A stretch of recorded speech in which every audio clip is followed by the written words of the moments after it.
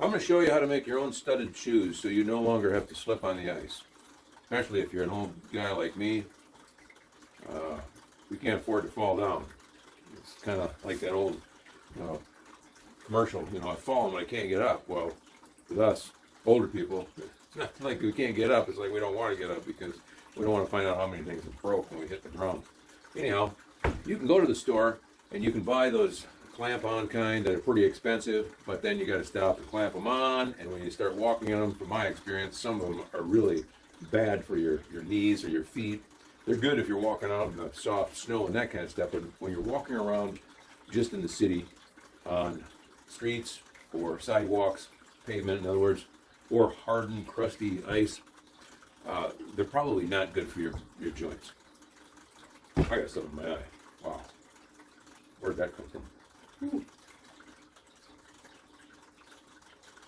Anyway, if you're even half handy, you should be able to do what I'm going to do. I sort of apologize for the mess here on my bench, but you know what? I put it off until I get it clean so I can make a nice video, but I never make a nice video. So if I'm ever going to make any videos, I'm just going to have to just let things be a mess, and nobody's probably going to care anyways. Also got my safety glasses on, not that I really need them, but it's kind of a good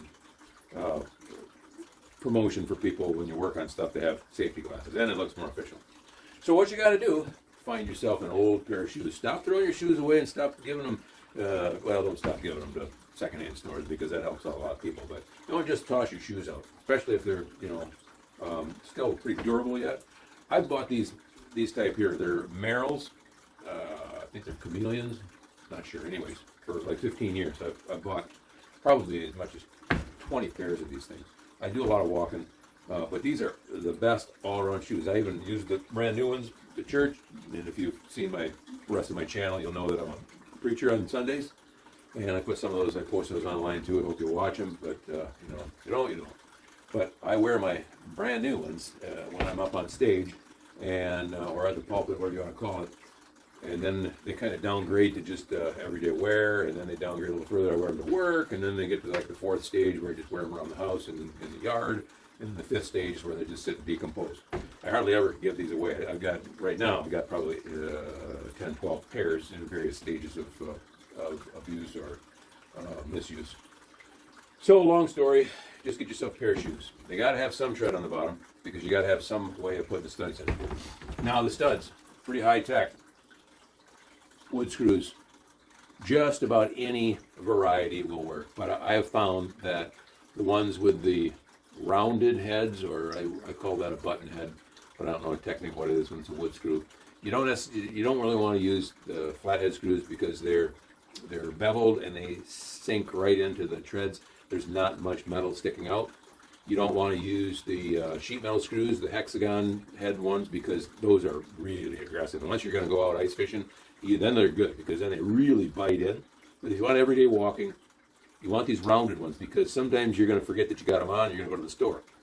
You don't want to leave yourself a trail of scuffed up tile that the security guard is going to, toss you out. You don't also want to forget and walk into your house with these things on and ruin your wood floor or snag your carpet or something like that. So the rounded ones are less aggressive, more friendly, and that's what I would suggest. These just got the standard screw head on them, which I absolutely detest. I am a Phillips head screwdriver guy, none of the fancy stuff either. I think that's just a stupid way of promoting new types of screws, and then you got to buy the drivers and all that kind of stuff. I mean, there are some of them that have a special purpose, but they've gotten carried away with 50 gazillion different kind of styles of drivers now. It's just, you need these here sometimes for some extreme brute force to screw the heads down or to screw the screws down. But the all-around good old Phillips is, to me, the best tried and true there ever was, probably ever will be. Just take my word for it. So you want to have about 3/8 length. And if you get more than that, up to a ½ inch, you're running the risk of running these up into your sole of your foot when you step on them. Anything less than that, there's not enough grip, penetration into the treads to hold them on. So 3/8 to max ½ inch. I think these are actually a ½ inch if you go with a point. Might be a little too long, so I'll have to find the meaty part of the tread. All right, these are dirty. It don't matter. You're gonna be walking the snow and ice. This ain't for going to church and visiting your mother-in-law and all that kind of stuff. You can do it with a regular screwdriver if you want. If you got the patience, you got the time. I can't afford that, so I use my drill driver. But this ain't gonna go as good as I usually do. I've made about 6 pairs of these, maybe 5 pairs of these things now. And it usually takes a little bit of effort to get this started because that rubber on there is a little bit resistant to anything penetrating into it, which is a good thing. That perhaps helps you for stepping on nails. But now I've got, I'll just guess there's like a dozen there. So let's start out with putting like 6 of them evenly placed. So I would go, well, it's going to be more than that. I'm going to go 2, 4, 6, 8, 10. I don't think I got enough screws for that. Let's count them real quick. Sorry if I'm boring you. 6, 8, 10. 2, 4, 6, 8, 10. Look at that. 10 on each one. So we're going to divide that up evenly with 10. So there'll be 4 and 6 up here. Okay, I just went through my screw collection, and all the oddball things that you pick up at garage sales and estate sales and never know what to do with them. And it comes in pretty handy for these kind of things. But I didn't have anything of the right size with my Phillips head screws, so I got to suffer through this standard driver thing. All right, so let's get one started here. This might be a trick. It takes a little effort. It takes a lot of effort sometimes. See if you can see that. Spin, spin, spin, spin, then all of a sudden it bites in. Spin, spin, spin, then it bites in. That was not meant to be, but it is now. All right, take a look at that. Right there, if you can't see it. You just want to go flush. You don't want to go burying the thing down in because then it chews up the rubber and it doesn't seed in the threads as much. All right, so we want to continue to go symmetrically here. You don't just randomly plunk them in because then you find you got some stupid tread pattern that doesn't work right or doesn't have the coverage. You want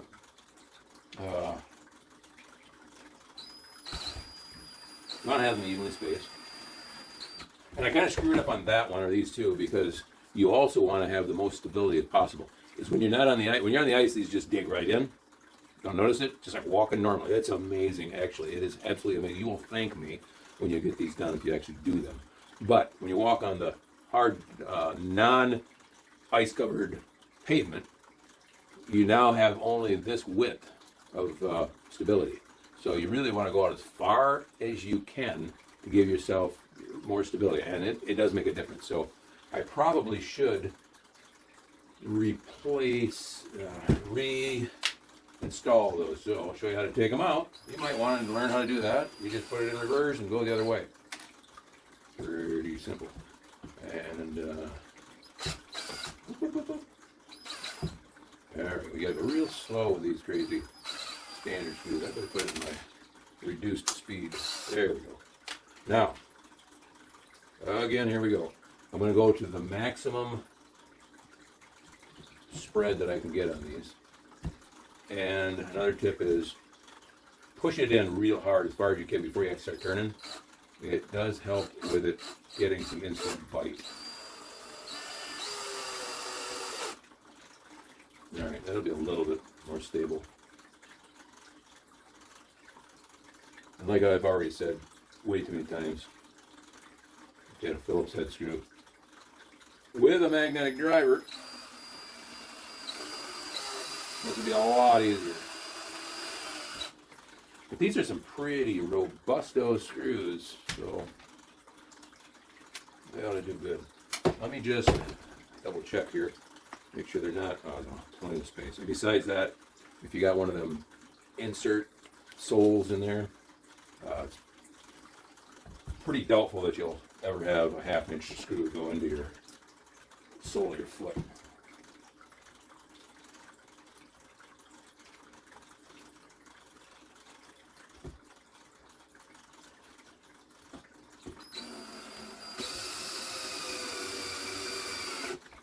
Okay, at some point in this tape or this video, if you lose contact with my communication and I sound like Alvin the Chipmunks, That's because I zipped up the speed real quick so you can watch me just plunk these all in and not be bored totally.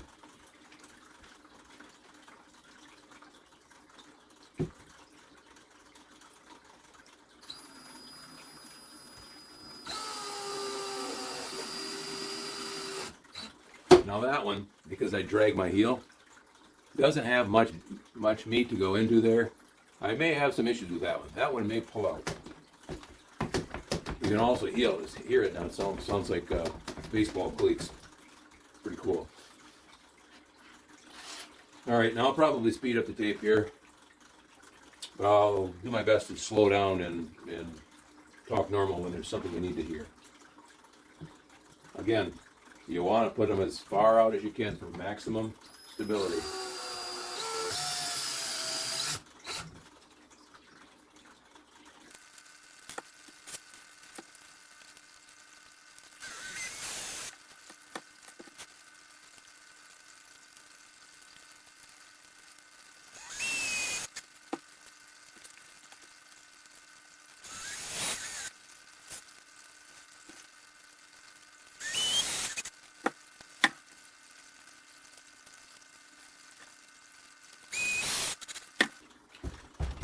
All right, one shoe's finished.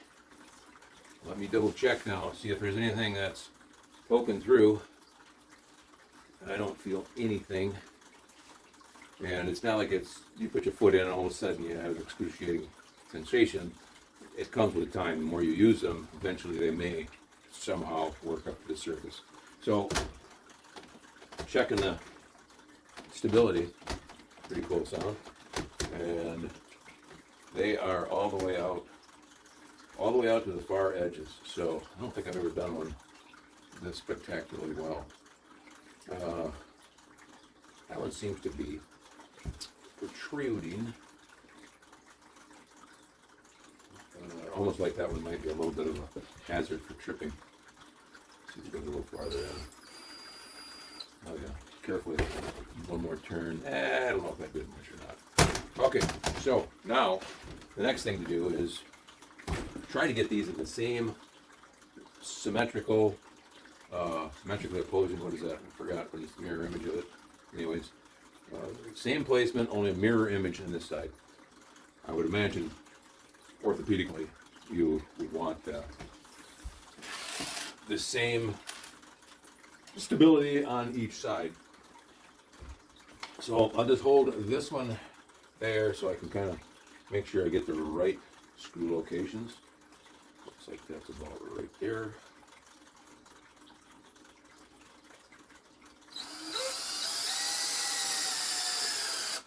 And as you may have already figured out, because you're a lot smarter than I am probably, you can always replace or remove and replace them, move them around, reorganize if you find that your step pattern is not working out. It's not like this is Gorilla Glue or anything and you can't take it apart. Now, did I do that one right? I think it's pretty darn close. Let's get this one as far apart as we can. They're actually cooperating pretty good.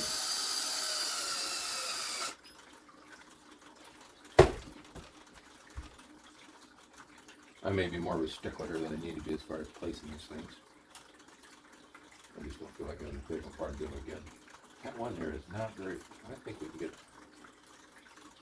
alright, I'm going to readjust this one while I got the chance. But once I get them done, I'm usually too lazy to go back in and redo them. So while I'm doing it right now, let's get this one a little bit farther out.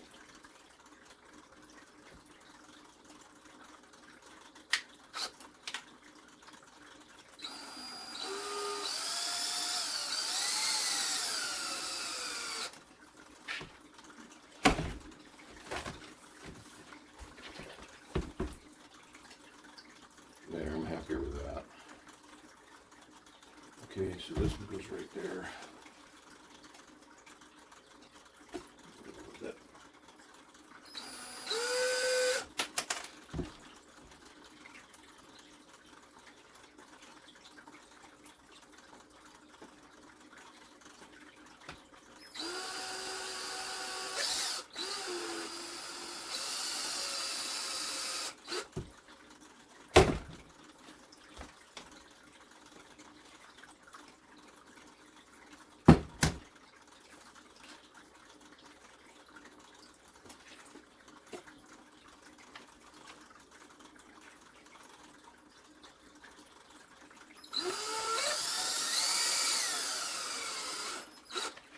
If you're wondering what all that sound is in the background, I got a bunch of aquariums in here. It's kind of hard to shut those things off just for a few moments and then have to let them all get re-primed. So I'm just leaving them on. Those are not exactly much of the opposite, but we're going to say good enough.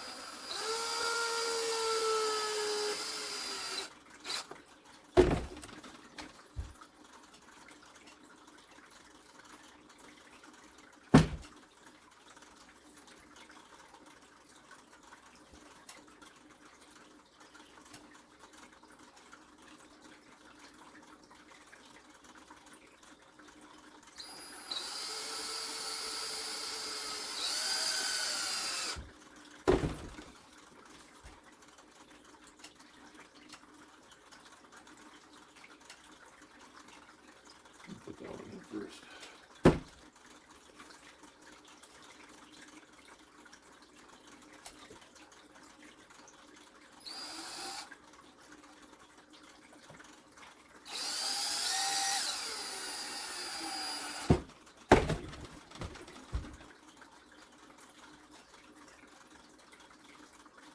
All right, so 1, 2, 3, and then right on the next one.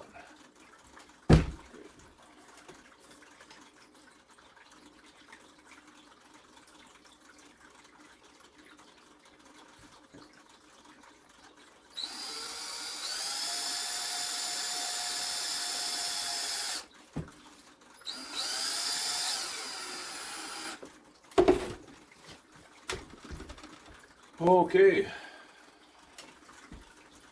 there they are, complete. Now you got to test them out. So I have a wood floor and carpet on the steps to the front door where there's a throw rug. So I'm just going to put these on and carefully walk right down all the steps and everything and make sure I don't forget and walk over the wood floor, because it's the one thing you will curse me if you happen to forget and walk on your wood floor and leave permanent scars in there. You will probably certainly not appreciate the studded tires to their fullest extent. Okay. Don't lift it that high. Look at that. Hey, this would be a good thanks for watching. If I forget, we'll use that at the end. But don't those look cool? Man, they look like they're professionally made just for that purpose. And you can hear them on the floor making the sound that they make, because that's how they are. All right, now I need to get my warm clothes. I guess I don't need to get my warm clothes. We will just do our best to find our way out of the house. I'm sure we can get our warm clothes on the way. They shouldn't be too far away. Well, there's one of them. Yeah. There's the cat. All right. Hold on here. Yeah.